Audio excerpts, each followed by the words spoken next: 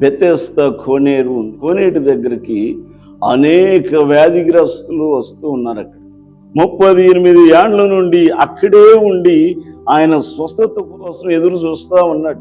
ఆ స్థితిలో ఉన్నాడని యేసు ఎరిగాడంటే, వాడు లేవలేని పరిస్థితుల్లో ఉన్నాడు. ఎన్నో కాలాలు వాడు నుంచి అక్కడ ఎదురు చూస్తూ ఎండనక వాననక చల్లనక ఎన్నో ఇబ్బందులు పడతా ఉన్నాడు. తినటానికి వారు ఎవరు సహాయం చేస్తున్నారో తెలియదు.